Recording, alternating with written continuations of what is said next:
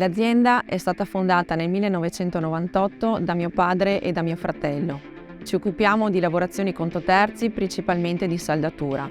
Abbiamo sempre investito in automazione e innovazione e nel 2001 abbiamo installato il primo robot Fanuc, che è tuttora in funzione da più di 60.000 ore.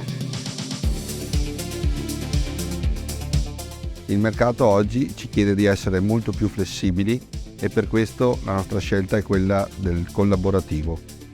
In appena un mese dall'ordine, con il supporto di Tecnorobot, abbiamo ricevuto il robot. Tecnorobot nasce nel 1993 ed è sistema integrato di Fanuc da quel periodo. Abbiamo installato più di 2200 robot sul mercato internazionale e ci occupiamo di saldatura e di taglio.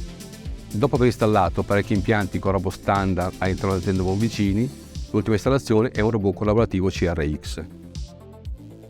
Grazie alla facilità di programmazione, in solo un'ora il robot CRX 10 di Fanuc era già operativo e pronto per saldare i tubi degli ombrelloni. L'applicazione nasce con solo un tavolo di appoggio. Successivamente è stata aggiunta un'altra tavola che ci permette di saldare pezzi più grandi e soddisfare le esigenze dei nostri clienti. La programmazione risulta immediata per qualsiasi operatore, grazie anche alla guida manuale e all'interfaccia semplificata sul tablet. Quando ci viene richiesta la produzione di un maggior quantitativo di pezzi o componenti di dimensioni più grandi, ci affidiamo ai robot di saldatura tradizionali di Fanuc.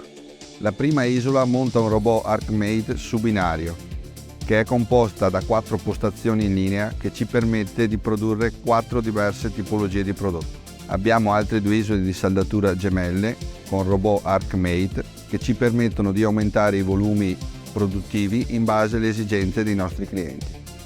Il mercato ci richiede sempre più flessibilità e qualità nei prodotti, pertanto la nostra intenzione è quella di proseguire con l'automazione e con l'installazione di prodotti Fanuc.